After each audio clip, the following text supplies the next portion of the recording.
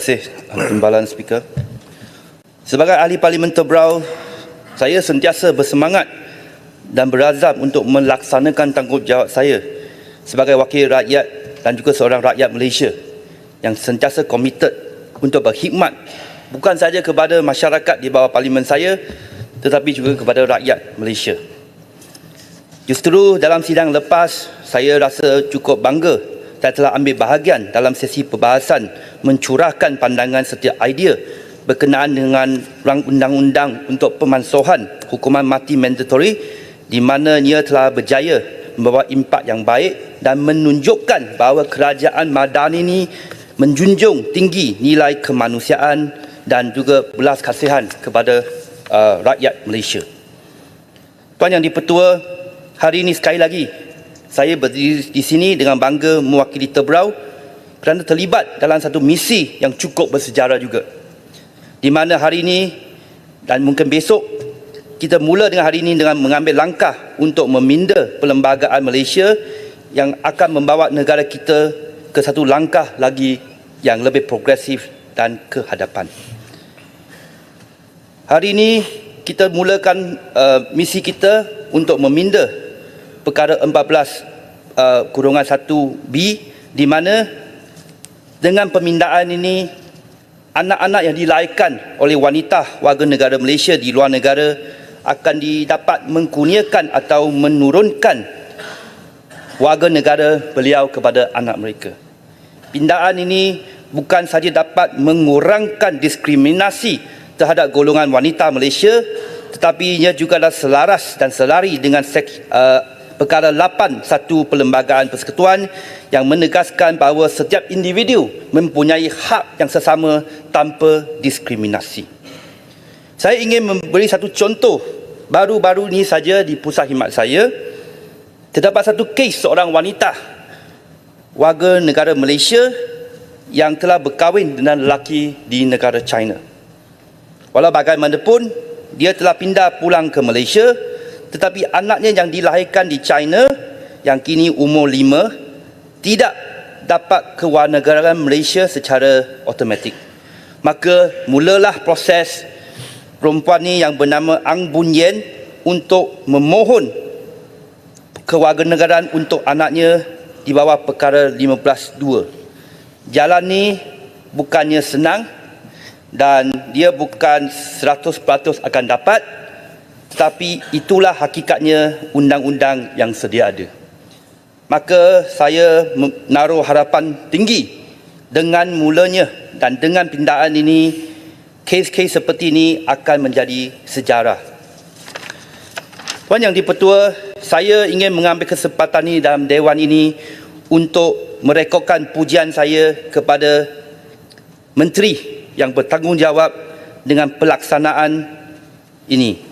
Saya nampak Menteri telah mengadakan banyak lipat urus dengan semua pemangkang taruh dan ini menunjukkan keazaman politik Menteri dan juga kerajaan untuk kita membuat satu perubahan yang amat diperlukan oleh negara buat masa sekarang.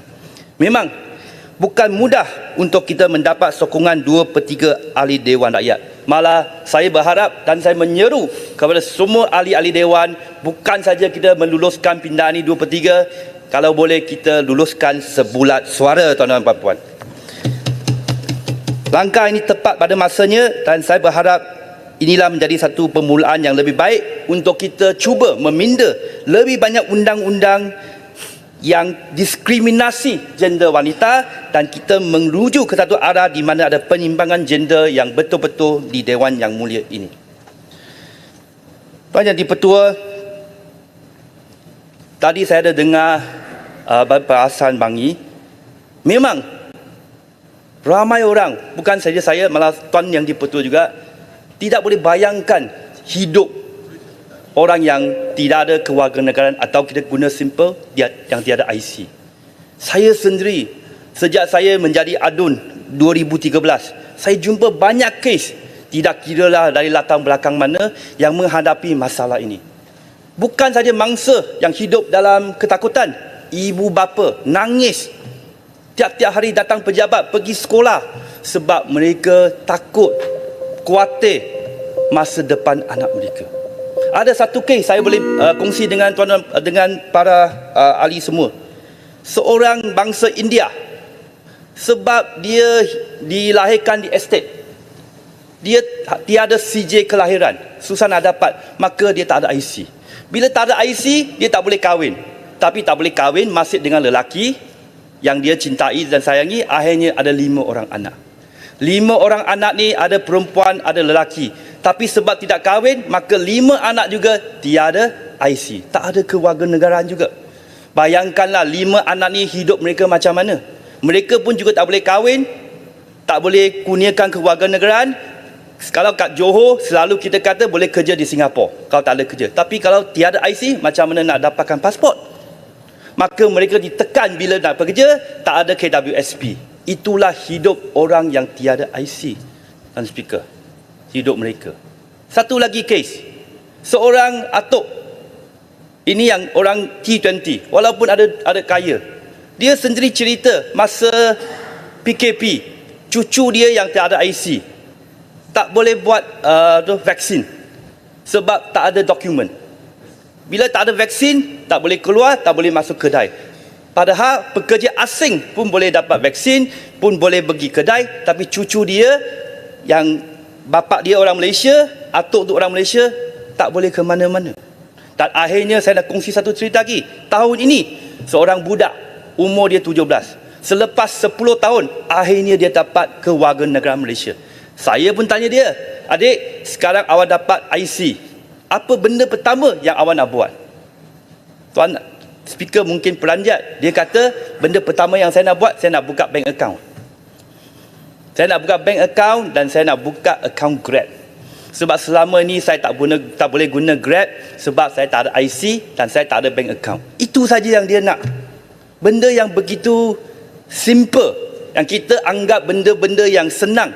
Tapi untuk orang yang tak ada IC, itu adalah satu cabaran dan satu gift yang begitu besar, Tuan Speaker. So itulah kenapa saya harap kerajaan Madani ini boleh teruskan dengan usaha untuk kita terus memberi harapan kepada orang-orang yang betul-betul perlu bantuan kita. Tuan Speaker, selain daripada dasar, kita juga perlukan pelaksanaan yang baik. Yang Berhormat Gulong. Untuk isu 15A, saya nak mengucapkan tahniah kepada Menteri kerana berjaya telah menyelesaikan hampir 11,000 kes dalam masa setahun. Ini merupakan satu pencapaian yang baik dan saya harap SOP yang dikatakan oleh Menteri ini kita boleh diaktakan. Maknanya jangan cakap SOP saja, kita buat undang-undang sama sekali untuk memastikan ini menjadi satu garis panduan di bawah undang-undang. Sebab mungkin hari ini Menteri ini layan, tapi menteri lain kita pun tidak tahu. Untuk menjamin hak, kita patut aktakan benda itu. Dan akhir sekali juga, Tuan Speaker, saya secara peribadi sebenarnya saya amat kesah dengan kerajaan bila dia menurunkan umur untuk 15A dan 15.2 daripada 21 ke 18. Asas undang-undang mana-mana negara pun patut ialah untuk kita mengembangkan hak rakyat dan bukan mengurangkan. So saya rasa umur 21 tu kita turun ke 18 sebenarnya bagi saya adalah tidak berpatutan. Sepatutnya kita kekal pada umur 21 sebab kalau kita tengok statistik 15A yang berjaya adalah 76%, tetapi kalaulah mereka turun ke 18 kalau perlu pohon di bawah perkara 19 peratus kelulusan mereka hanya 29%. Itulah satu angka yang bagi saya kita perlu perhatikan. So akhir sekali, terima kasih Tuan Speaker kerana memberi peluang kepada saya dalam pembahasan ini. Saya ingin berakhir dengan katakan saya cukup yakin dengan sokongan pindaan ini dan sekali lagi saya menyuruh kepada semua kawan-kawan sini, marilah kita buat satu perubahan demi rakyat, demi Malaysia. Terima kasih. Terima kasih Yang Berhormat Tebrau. Terima kasih. Assalamualaikum warahmatullahi wabarakatuh dan salam sejahtera, salam perpaduan, salam Malaysia Madani. Terima kasih saya ucapkan kepada Datuk Yang di-Pertua di atas peluang berbahas ini. Pertamanya, saya ingin mengucapkan tahniah kepada Wabi Menteri serta seluruh kementerian setelah melaksanakan sesi libat urus dengan semua pemegang taruh yang terlibat. Akhirnya RUU ini dapat dibentangkan dan dibahaskan. Walaupun melibatkan pelbagai pandangan dan kontroversi, saya fikir RUU ini seperti kata Menteri adalah manifestasi keseimbangan dalam membuat pertimbangan kemanusiaan dan juga keselamatan negara. RUU ini bukan sahaja pindaan yang bersejarah, malah mencerminkan tekad dan iltizam politik yang tidak berbelah bahagi dalam menyelesaikan permasalahan berkaitan isu kewarganegaraan yang sekian lama membelenggu rakyat. Walaupun tidak sempurna, akan tetapi kementerian telah mengambil berat dan cakna tentang isu-isu yang telah dibangkitkan sebelum ini. Jadi saya harap dan percaya RUU ini boleh diluluskan selepas ini dan kita tidak perlu membuang masa lagi.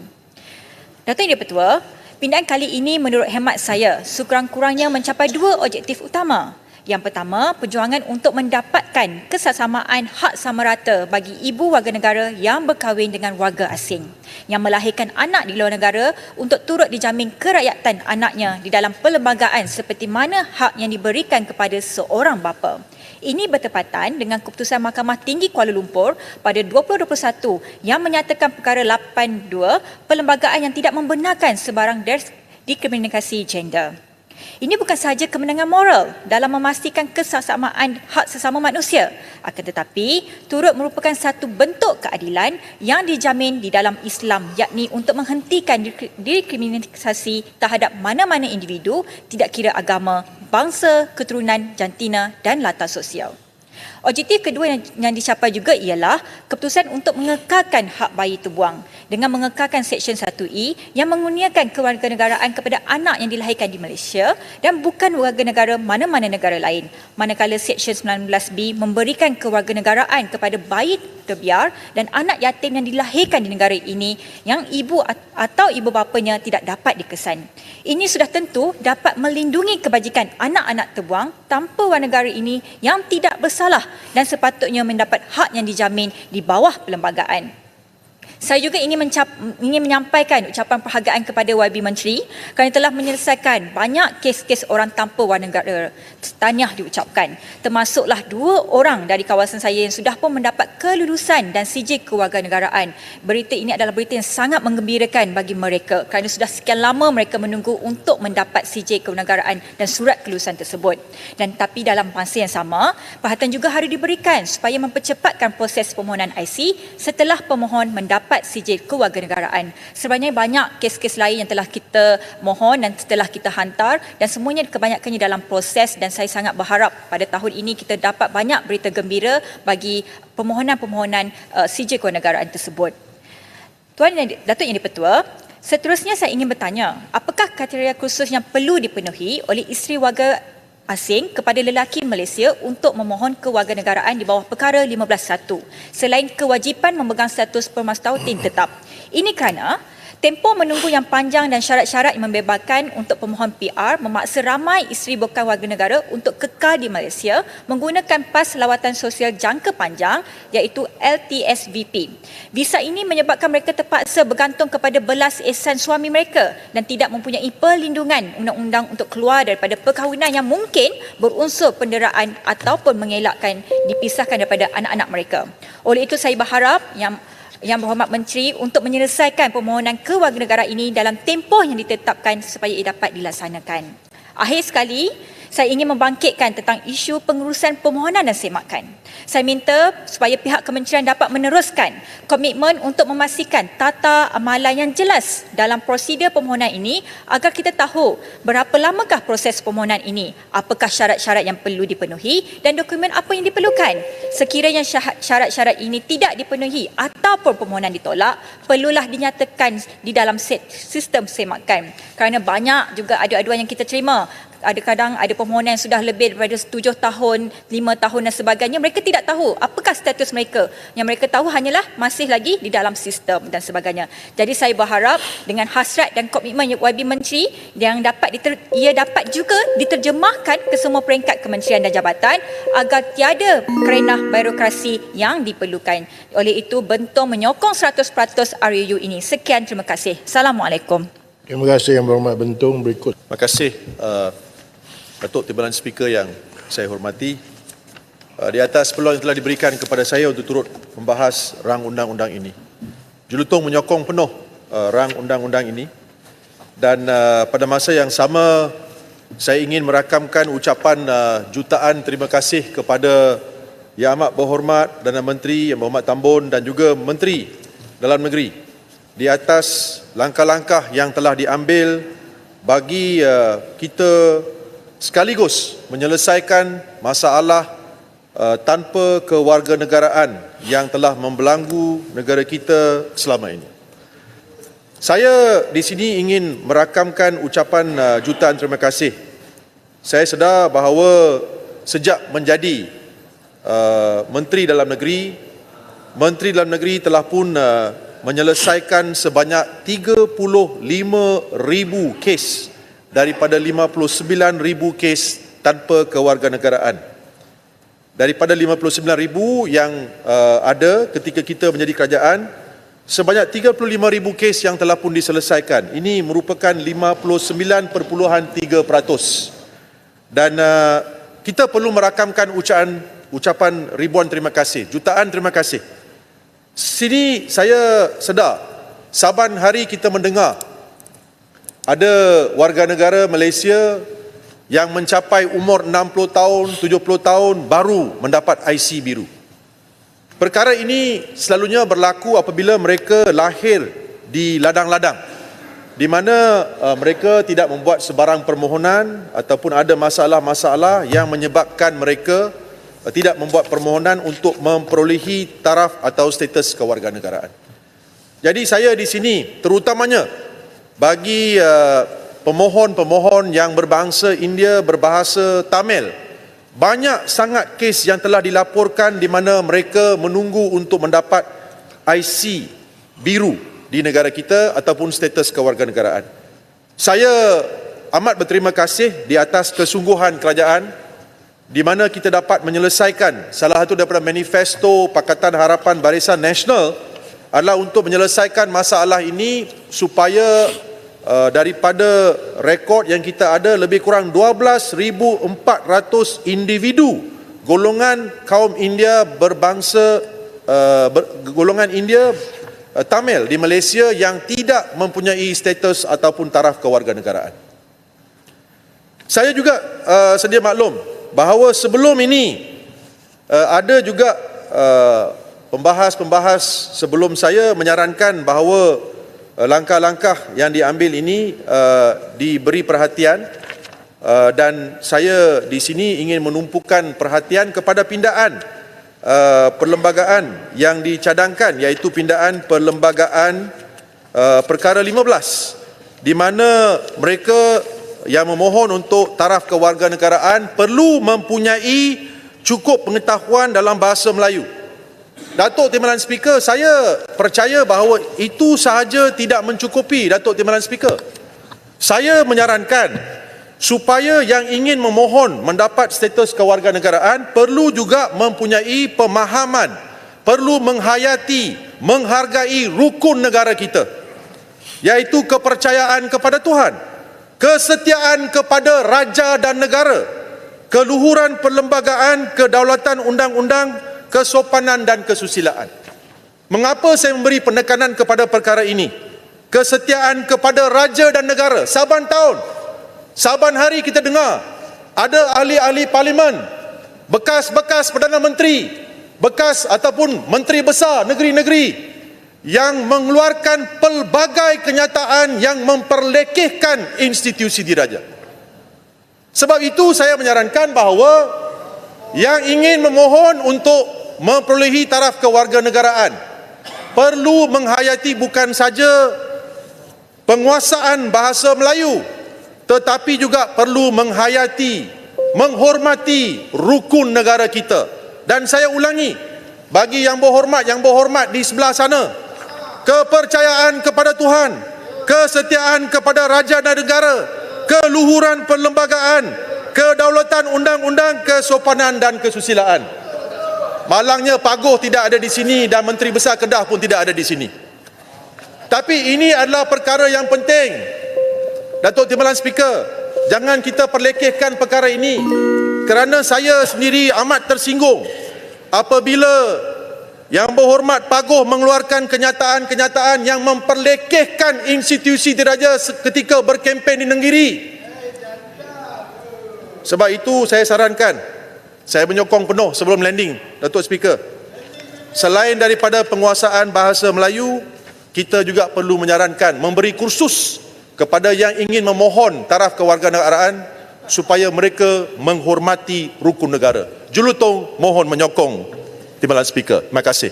Terima kasih Yang Berhormat Julutong. Berikut Terima kasih Datuk Yang di-Pertua kerana memberi ruang kepada Bukit Bendera untuk mengambil bahagian dalam perbahasan ini.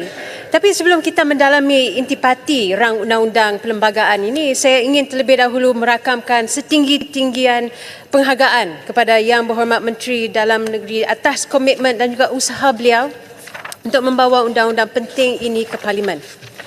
Perbahasan ini bukan sekadar satu amalan perundangan tetapi juga melibatkan usaha membentuk masa depan keluarga-keluarga di Malaysia. Masa depan yang dibina berasaskan keadilan dan kesaksamaan. Pada teras rang undang-undang ini terdapat satu perubahan yang transformatif yang secara langsung menangani ketidakadilan yang telah lama dihadapi oleh wanita Malaysia. Peruntukan yang akhirnya membenarkan ibu warga Malaysia mewariskan kewarganegaraan kepada anak-anak mereka yang dilahirkan di luar negara adalah satu langkah yang sangat bersejarah. Selama bertahun-tahun, wanita-wanita ini terpaksa berjuang demi hak anak-anak mereka hanya kerana mereka berkahwin dengan pasangan warga asing. Jadi sistem sedia ada menafikan kewarganegaraan automatik pada anak-anak mereka berdasarkan tempat lahir. Memaksa keluarga membuat keputusan yang berat dan terdapat kanak-kanak ini berada dalam keadaan yang terdah.